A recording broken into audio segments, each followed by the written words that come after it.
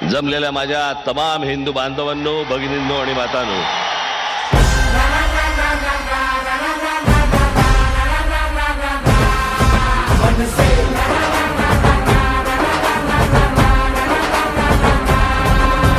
धाडसी करारी राज साहेब आपले पाठीशी असताना डरायचं नाही. वेड कार्यकर्त्यांचे मनात जपले, जागे भारे मागे फिरायचं नाही.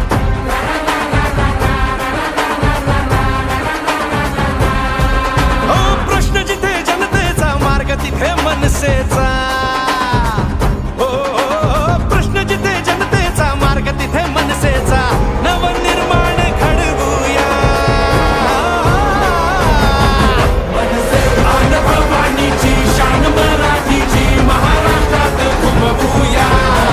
करू तयारी रे, घेऊ भरारी रे, राजमुद्रा ही मिरवूया.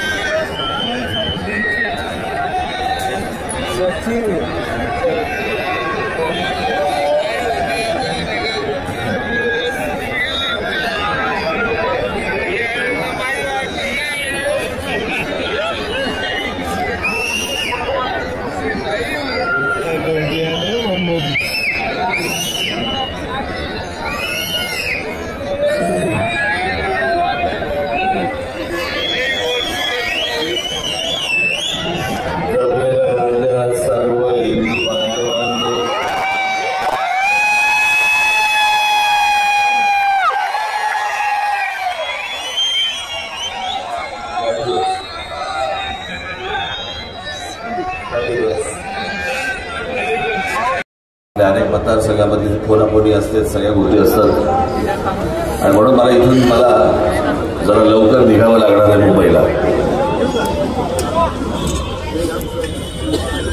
मी आता आलोय, हा खरा सगळा औद्योगिक भाग.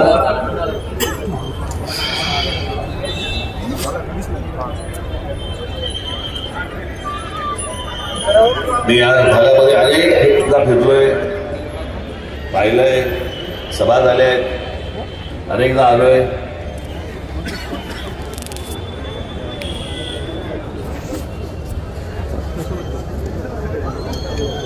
इथे कशा प्रकारचे उद्योग आले पाहिजेत, काय प्रकारचे उद्योग आले पाहिजेत.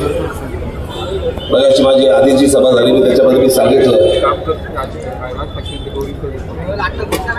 इथे आनंद महिंद्रा म्हणजे महिंद्रा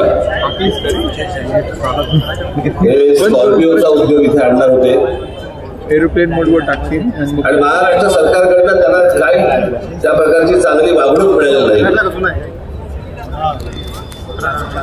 महिंद्राचा इथे कारखाना होता, पण जो दुसरं त्यांचं एक्सपान्शन जे होतं,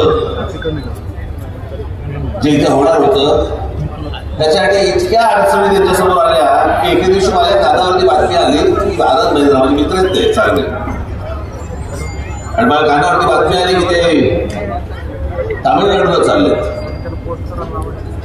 असं काही कारखाना घेऊन आता तामिळनाडू चाललेत.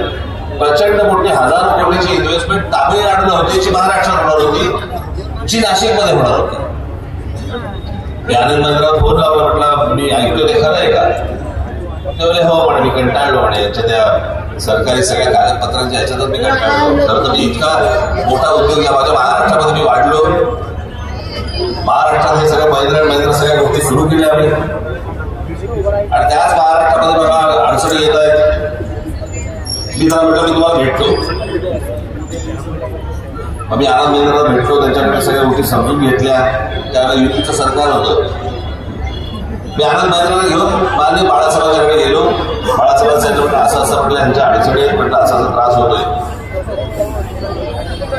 बाळासाहेबांचं लगेच ताबडतोब मुख्यमंत्री सांगितलं, मुख्यमंत्र्यांकडे त्या सगळ्या तात्काळ सगळ्या गोष्टी झाल्या, आणि मी हजारो कोटीची महिंद्रा अँड महिंद्राची इन्व्हेस्टमेंट मी इथे नाशिकमध्ये परत आणली, तामिळनाडूला न जाता.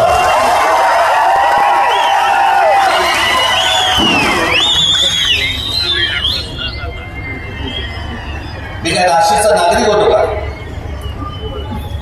मी नाशिकमध्ये राहत होतो का?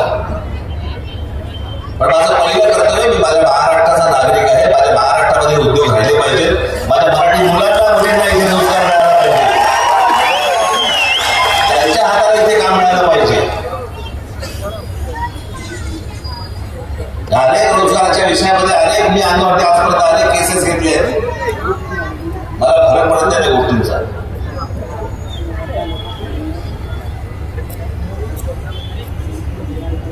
अनेक उद्योगधंदे मी याच्या पुढेही महाराष्ट्रामध्ये आणले. माझ्या महाराष्ट्राचा तरुण, माझ्या महाराष्ट्राची तरुणी हा देश सोडून बाहेर जाता कामा नये. या महाराष्ट्रातच त्याला काम मिळालं पाहिजे, इथेच सर्व काही त्याला मिळालं पाहिजे.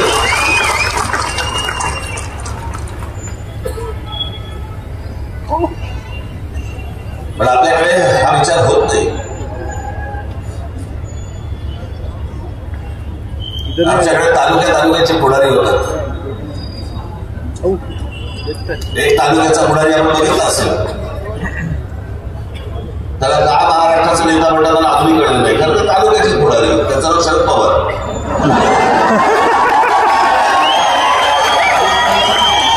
बारामती तालुक्यामध्ये जेवढे उद्योगधंदे आले तेवढे महाराष्ट्रात नाही आणता आले.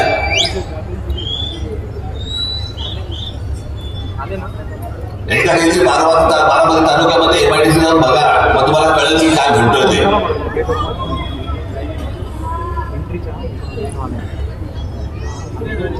पण तुम्हाला उद्योग नाही मिळाले पाहिजे, तुमच्याकडे रोजगार नाही उपलब्ध झाला पाहिजे, कारण त्या सगळ्या गोष्टींकडे तुमचं दुर्लक्ष झालं पाहिजे.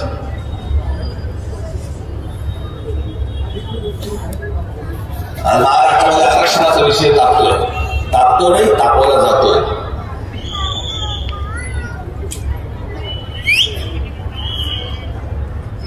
माझ्या दृष्टिकोनातून महाराष्ट्रामध्ये माझ्या प्रत्येक तरुणाला आणि प्रत्येक तरुणीला 100% या महाराष्ट्रातच रोजगार मिळाला पाहिजे. तो कोणत्या का जातीचा असेल,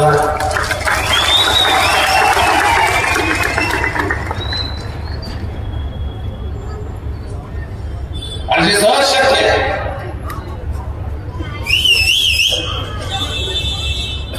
पण तुमच्या मूलभूत गरजांकडे तुमचं दुर्लक्षच जाऊ नये याच्यासाठीचे सगळे प्रयत्न सगळे सुरू आहेत. मी बाबांनो याच्या पुढे जे तुम्हाला जे बोलणार आहे, सांगणार आहे, चित्त एकाग्र करून ऐका मी काय म्हणतोय ते. मग तुम्हाला हे सगळं काय राजकारण सुरू आहे महाराष्ट्रामध्ये, आणि महाराष्ट्रामध्ये तुमची डोकी फोडण्याचं कारस्थान कशा प्रकारचं सुरू आहे हे तुमच्या लक्षात येईल.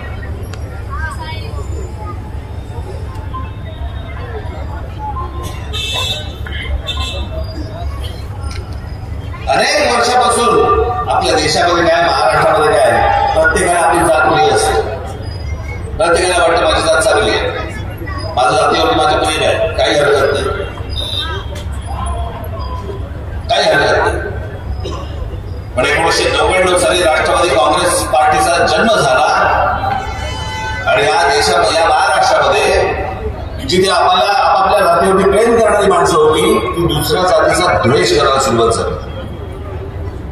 ते राजकारणच तशा प्रकारचं केलं गेलं. मग पहिल्यांदा मराठा आणि ब्राह्मण वाद सुरू केला आणि आता मराठा आणि ओबीसी वाद सुरू केला. फोडा एकमेकाची डोकी फोडा, पण ज्या तुमच्या गरजा आहेत, मूलभूत प्रश्न आहेत, त्याच्याकडे तुमचं लक्ष जाता कामा नये. तुम्हाला काय हवंय? रोजगार, लक्ष जाता कामा नये त्याच्याकडे, डोकी फोडा एकमेकांची. तुम्हाला काय हवंय? शिक्षण, लक्ष जाता कामा नये त्याच्याकडे, डोकी फोडा एकमेकांची. आणि अत्यंत पद्धतशीरपणे गेल्या अनेक 25-30 वर्षामध्ये पद्धतशीरपणे आपापल्यामध्ये महाराष्ट्रामध्ये यांनी फूट पाडण्याचा प्रयत्न केला. सुरुवात कुठून केली? सुरुवात केली आमच्या महापुरुषांपासून. छत्रपती शिवाजी महाराज मराठ्यांचे, आमचे डॉक्टर बाबासाहेब आंबेडकर दलितांचे, आमचे ज्योतिराव फुले आमचे माळ्यांचे, लोकमान्य बाळ टिळक आमचे ब्राह्मणांचे,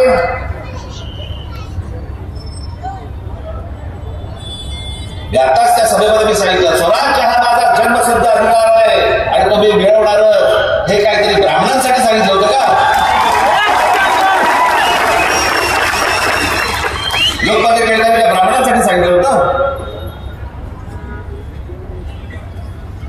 माझ्या देशामधल्या, माझ्या महाराष्ट्रामधल्या मुली या शिकल्याच पाहिजे, शिकून मोठ्या झाल्या पाहिजे, हा विचार ज्योतिराव फुलेंनी काय माळी समाजातल्या मुलींसाठीच केला होता काय?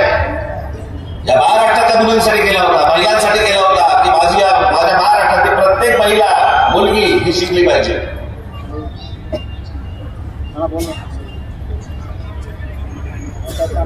18 पगड जातींना एकत्र घेऊन स्वराज्याची स्थापना करणारे आमचे शिवछत्रपती, ते औरंगजेबाची काय मराठ्यांच्यासाठी भांडण होते का? या हिंद प्रांताच्या प्रतिष्ठेसाठी भांडण होतं ते. या महाराष्ट्रामध्ये राहणाऱ्या, इथे या भागात राहणाऱ्या सर्व लोकांसाठी ते भांडण होते, त्याच्यासाठी लढाई करत होते. आपण आणून कुठे बसवलं ह्याला जातीत?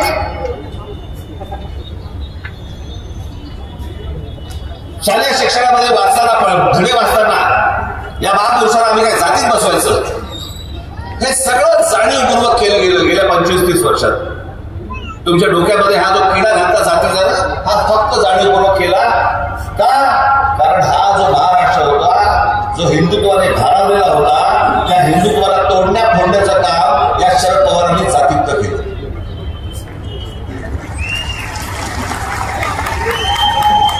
आता तिथे माझ्या अगोदरच्या सभेमध्ये पण उदाहरण दिलं, मी आता तुम्हाला पण तेच उदाहरण देतोय, मुद्दामून सांगतोय, परत सांगतोय. टेलिव्हिजनवरच्या जे कोणी सभा बघत असतील त्यांनी परत ऐकावं आणि एकदा अंतर्मुख होऊन या गोष्टीचा विचार केला पाहिजे. आपण कुठपर्यंत महाराष्ट्र आणलाय?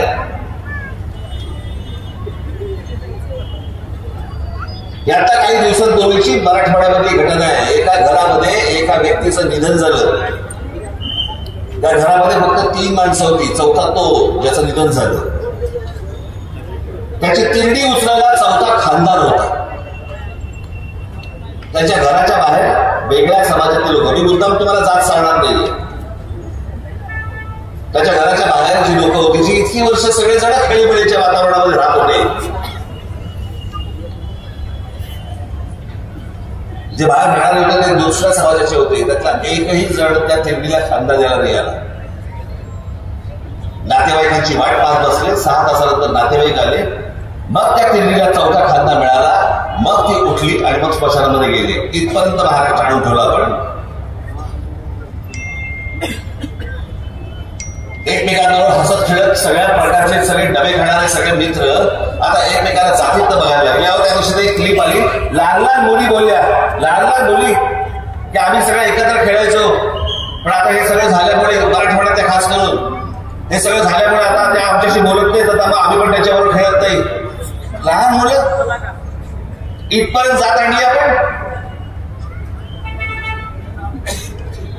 कशासाठी त्यांचे फोटो लावायचे आणि पुतळे बांधायचे आणि त्याला हा घालायचे? कशासाठी? का नाटक करतो आपण सगळेजण?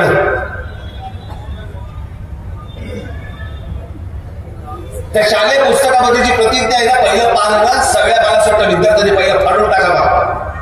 भारत माझा देश आहे, सारे भारतीय माझे बांधव आहेत, माझ्या देशावरती प्रेम आहे, फाडून टाका. खोटं बोलतो आपण.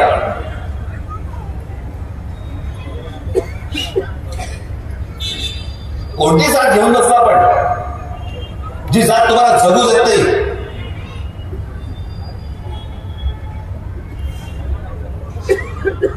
आणि हे फक्त आणि फक्त निव्वळ एका गोष्टीसाठी सुरू आहे की जेणेकरून जे मूलभूत प्रश्न आहेत, तुम्हाला नोकऱ्या नाही, माझ्या महिलांना संरक्षण नाही, आमच्या महाराष्ट्रामध्ये लहान लहान मुलींवरती बलात्कार होत आहेत, आमच्याकडे रोजगार निर्माण होत नाहीये, आमच्याकडे उद्योगधंदे येत नाहीये, आम्हाला चालायला फुटपाथ मिळत नाहीये, आम्हाला वाहनं चालवायला चांगले रस्ते मिळत नाहीये, आमच्याकडे शेतकरी हजारो शेतकरी आमच्याकडे आत्महत्या करतायत, आमच्याकडे कामगार नेसून घ्यायला लागतोय. अनेक जे विषय आहेत ना, या सगळ्या विषयांकडे तुमचं लक्ष जाऊ नये याच्यासाठी म्हणून केलेली गोष्ट आहे. काय? जातीत लक्ष द्या, जातीवर लक्ष द्या. हे जात संपवतील, हे तुमची वाट लावतील, हे जातीमध्ये जे विष घालवलं जाते ना, यातनं माझी तुम्हाला विनंती आहे, या सगळ्या निवडणुका केल्या तेल लावत. हे सगळे राजकीय सगळे पक्ष गेले तरी चालतील, महाराष्ट्र जगलं पाहिजे.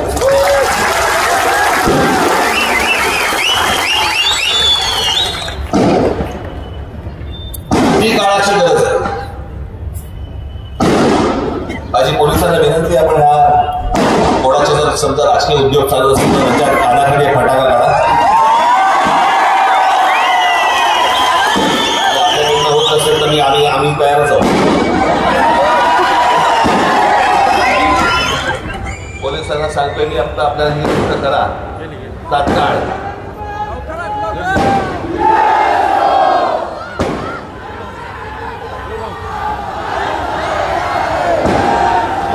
सगळे जी मंडळी आहे ती सगळी तुम्हाला त्याच्यापासून दूर लुटतायत. आम्ही आमच्याकडे तालुक्यामध्ये विकास नाही करू शकलो, आम्ही आमच्या शहरामध्ये काही उद्योगधंदे नाही आणू शकलो. हे जे तुम्हाला मागे ठेवणं, मागास ठेवणं जे आहे ना, याच्यासाठी म्हणून त्या सगळ्या गोष्टींकडे तुम्हाला जातीतलं सगळ्या आतमध्ये विष घालवलं जात आहे. हे सगळे उद्योग याच्यासाठी सुरू आहेत सगळे. पण ही गोष्ट नीट समजून घेतली पाहिजे की हे काय राजकारण सुरू आहे आपल्या भोवती. गेल्या 5 वर्ष काढून बघा, त्यांनी हा जो तमाशा मांडला सगळ्या लोकांनी. कोण कुठचा आमदार कुठे येतोय निवडून, तो विकला जातोय, तो दुसऱ्या पक्षामध्ये जातो.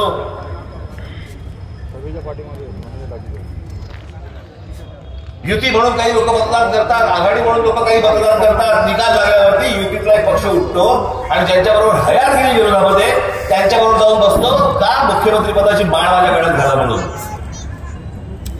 तुमच्या मताचा अपमान नाही झाला. तुम्ही मतदान युतीला केलं, तुम्ही मतदान आघाडीला केलं, पण तुमचं मतदान करून झालं की त्याच्यानंतर हे ह्यांची नाटकं करायला जे मोकळे होतात, याचं कारण, याचं एकमेव कारण म्हणजे तुम्हाला गृहीत धरलेलं असतं. तुम्ही कोण आहात? मतदार. काय करणार? मतदानाच्या दिवशी जिवंत राहा, मतदान करा, वोट दाबा द्यायला याच्या निशाणीवरती, बाहेर पडल्यावर मेला तरी चालेल. ही यांची प्रवृत्ती, ही यांची वृत्ती. तुमच्यात काही नाही येणार देणं. आज हजारो इथे आमच्या शेतकरी आत्महत्या करतायत. आम्ही फक्त वर्तमानपत्र तुम्हाला वाचायचं, आज या तालुक्यामध्ये, या गावामध्ये आज एका शेतकऱ्याने आत्महत्या केली, बस संपलं. आम्ही पुढे जातो. हे शेतकरी का आत्महत्या करतायत त्याच्यावरती आम्ही कधी सरकारला जाब विचारत नाही, कधी आम्ही आमदारांना विचारत नाही. आमच्या विधिमंडळामध्ये या शेतकरी आत्महत्येवरती चर्चा होत नाही की याच्यावरती काय इलाज काढला पाहिजे, काय केलं पाहिजे, आम्ही काय करणार याच्यावरचा इलाज. आम्ही शेतकऱ्यांना सांगणार आम्ही तुमची कर्जमुक्त करतो. कर्जमुक्त कराल, पण तो जो आत्महत्या करतोय ते थांबेल कसं? कोणी याच्यावरती उत्तर काढत नाही. का? महाराष्ट्र नवनिर्माण सेनेचा जाहीरनामा आलाय, जरूर वाचा. डिजिटलवरती आहे, सगळीकडे आता बाहेर आलेला आहे, जरूर वाचा. हा या देशामधला पहिला जाहीरनामा आहे की ज्याच्यामध्ये महाराष्ट्रामध्ये प्रश्न आणि आणि ते प्रश्न कसे सोडवायची त्याची उत्तरं हे एका जाहीरनाम्यात दिलेली आहेत.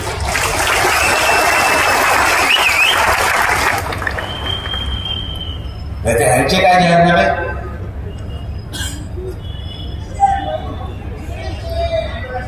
महिलांना आज पैसे द्यायचे, लाडकी बहीण नावाखाली पैसे द्यायचे, द्यायचे मला काही हरकत नाहीये, महिलांमुळे असेल आनंद आहे. पण पहिल्यांदा एक गोष्ट लक्षात घ्या की एका बाजूला तुम्हाला हे पैसे दिले जात आहेत, दुसऱ्या बाजूला महागाई वाढवली जाते. तुम्हाला 1200 रुपये दिले जात आहेत, तुम्हाला 1200 रुपये दिले जात आहेत आणि हळूच तुमच्या पदरात 5000 रुपये काढले जात आहेत. ही गोष्ट नीट तुम्ही समजून घ्या, काय हे चातुर्य येते. अशाच प्रकारचं याचं कारण आपण राजकारणाकडे या निवडणुकांकडे गांभीर्याने पाहत नाही, आपण हसण्यावर देतो. मी अनेकदा सततचे सांगत आलो ना की सकाळी तुमच्याकडे येणारं पाणी, त्या पाण्याची पट्टी हे राजकारणी ठरवतात. तुमच्याकडे सकाळचं येणारं दूध, त्या दुधाचा भाव हे राजकारणी ठरवतात. तुमच्याकडे येणारी वीज, या विजेचा भाव हे राजकारणी ठरवतात. सकाळी उठल्यापासून रात्री झोपेपर्यंत तुमचं आयुष्य हे सगळं राजकारणाशी गुंतलेलं आहे, ज्याला तुम्ही हसण्यावर देता. टोटल येतात, भाषण करतात, काहीतरी हुल्लडबाजीची भाषणं होतात, आम्ही हसतो करतो, आम्ही निघून जातो. पण या सगळ्या प्रकरणामध्ये कधीतरी एकदा विचार करा की याच्यामध्ये तुमची प्रत्येकाची 5-5 वर्ष निघून जातात. 5-5 वर्ष. माझा जन्मावरती माझा विश्वास नाही आहे, तो हा जन्म, आणि या जन्मामध्ये तुमची 5-5 वर्ष जर जाणार असतील या लोकांच्या खाली, तुमच्या पुढच्या येणाऱ्या पिढ्या ह्या लोकांच्या पायाशी टाकायच्या तुम्हाला. यांचं सगळं बरं चाललंय. मी जे महाराष्ट्राचं स्वप्न बघतोय, माझ्या महाराष्ट्रामधल्या तरुणांबद्दल, तरुणींबद्दल, शेतकऱ्यांबद्दल, कामगारांबद्दल, माझ्या महिलांबद्दल, येणाऱ्या सगळ्या कच्च्या पंचायतबद्दल मी जे स्वप्न बघतोय ते माझ्या गळ्यामध्ये मुख्यमंत्री पदाची माळ घालण्यासाठी नव्हे. मला खुर्चीचा सोच नाहीये.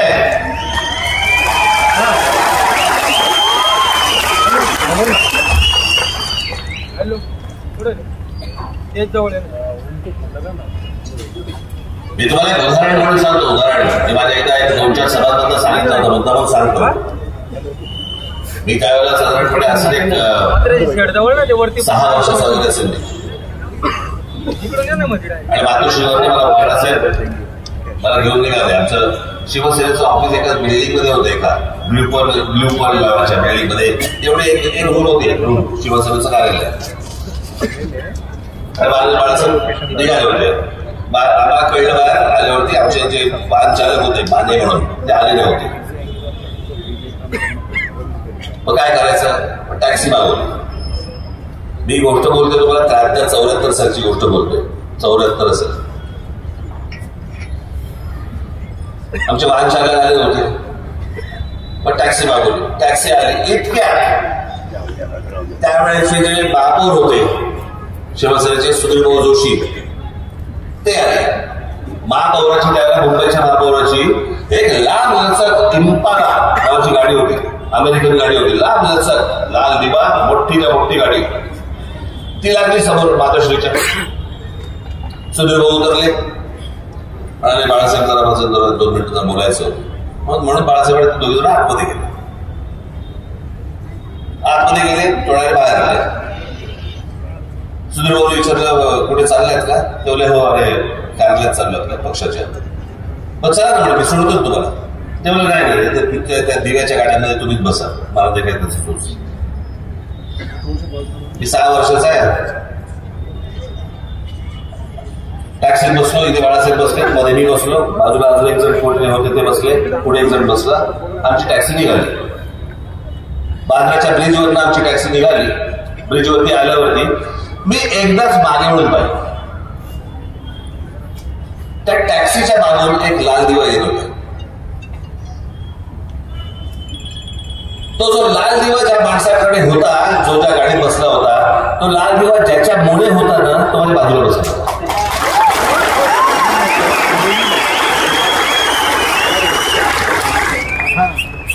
मला सांगा, हे चित्र ज्या मुलाने लहानपणी 6 वर्षाचं असताना पाहिलंय त्याला त्या लाल दिव्याचं काही कौतुक असेल का जरा सांगा. माझे सगळे सहकारी उद्या तुमच्यातले असतील, अनेक जण असतील. तुम्ही उद्या त्या खुर्चीवरती बसलं पाहिजे, तुम्ही मंत्री झाला पाहिजे, तुम्ही महाराष्ट्र हातामध्ये घेतला पाहिजे आणि माझं स्वप्न पूर्ण केलं पाहिजे.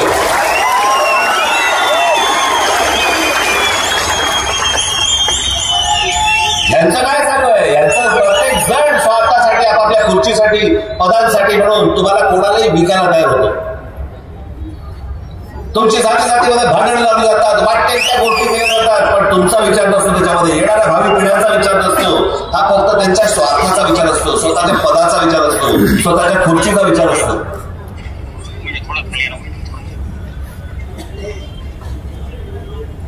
आता आमचे दिनकर अण्णा पाटील कुठे गेले?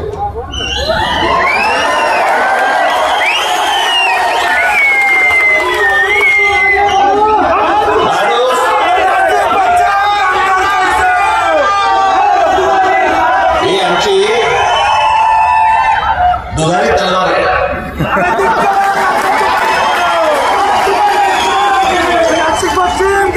कशी? हे स्वतः वारकरी पंथाचे आहेत.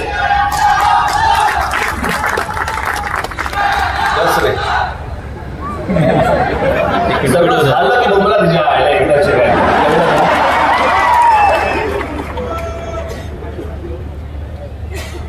स्वतः हे वारकरी पंथाचे आहेत. पण जर कोणी आला तर वार काढायलाही मागे पुढे पाहत नाही आम्हाला.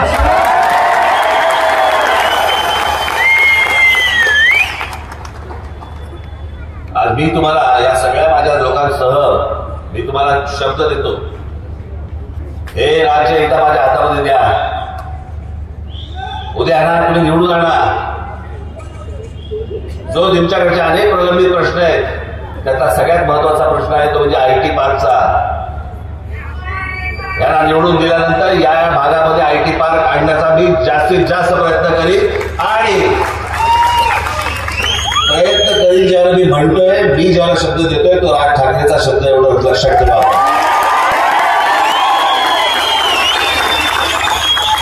तुमच्या रोजगाराची कुठची संधी मी बाहेर येणार नाही. हे राज्य एकदा माझ्या हातात द्यावं. सगळ्यांना बघितलं तुम्ही आतापर्यंत, सगळ्यांकडनं अपमान सहन केले, सगळ्यांकडनं महाराष्ट्राचं वाटोळं केलं. एक 5 वर्ष माझ्या हातात देऊन बघा हे राज्य, संपूर्ण राज्य अजून किती वाटोळं होईल, अजून किती वाटोळं होऊ शकतं, अजून किती खड्ड्यात जाऊ शकतात. पण मी जे म्हणतोय ते जे स्वप्न मी पूर्ण करण्यासाठी म्हणून जर प्रयत्न केला तर भलं कोणाचं होणार आहे? या राज्याचं होणार, तुमचं होणार. आणि माझं जे स्वप्न आहे, जगामध्ये सगळ्या गोष्टी घडू शकतात, माझ्या महाराष्ट्रात नाही घडू शकत. माझ्या महाराष्ट्रातल्या तरुणांमध्ये आणि तरुणीमध्ये काय कमी आहे? पण तुम्हाला स्वप्नच पडायला देत नाही ती माणसं. मोठी स्वप्न बघायचीच नाही तुम्ही.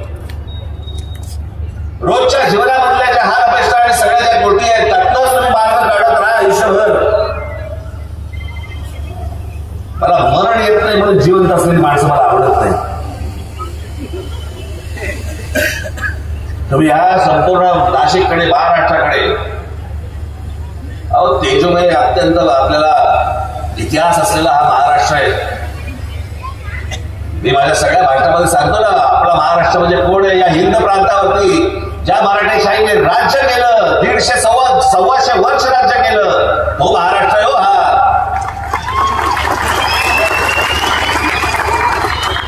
बाहेरचे राज्य करायचे, इथे राज्य करण्यासाठी अनेक लोक बाहेरून आले.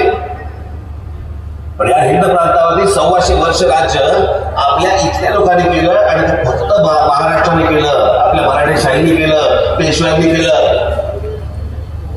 विचार कोणता होता? विचार होता शिवाजी पद्धतीचा विचार होता. आजही काय ताकद असेल त्या माणसामध्ये की छत्रपती शिवाजी महाराज म्हटल्यानंतर आजही अंगावरती काटा येतो. काय येतो? कशासाठी येतो?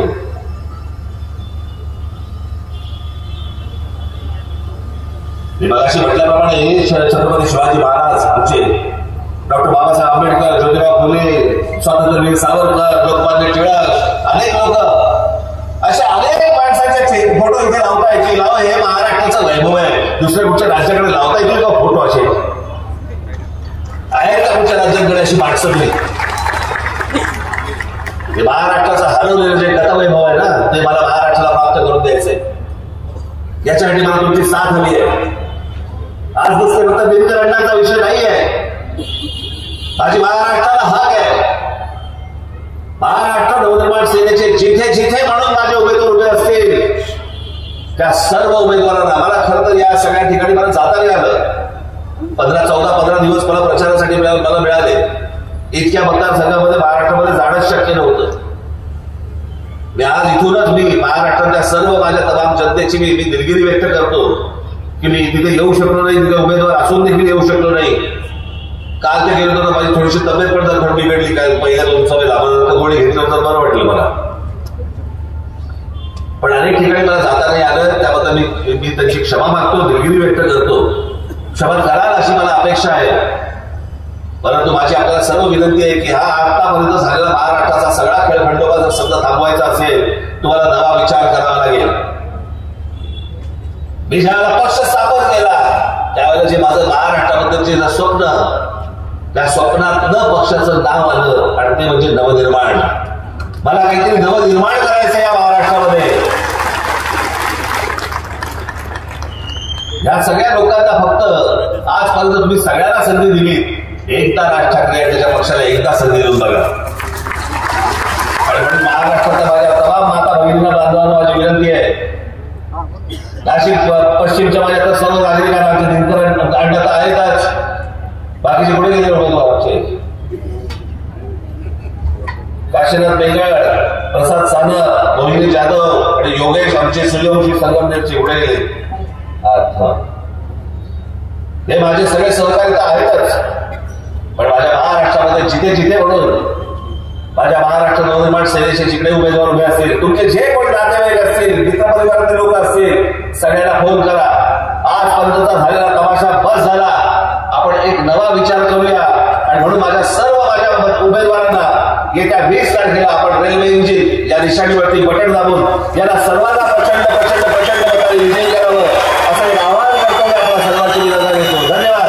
जय हिंद, जय महाराष्ट्र.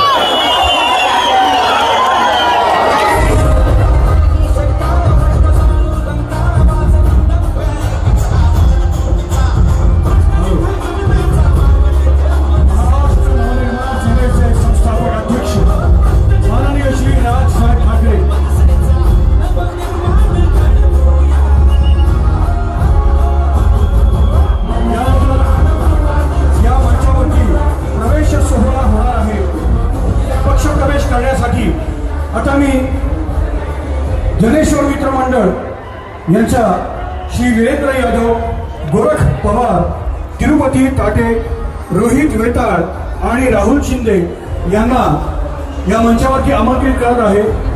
प्रातिनिधिक स्वरूपात त्यांनी या मंचावरती उपस्थित राहून पक्ष प्रवेश करायचा आहे.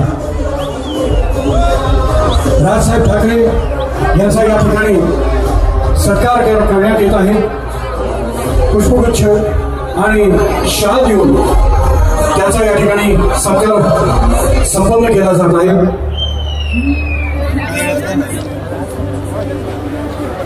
राजसाहेबांचा सत्कार करण्यासाठी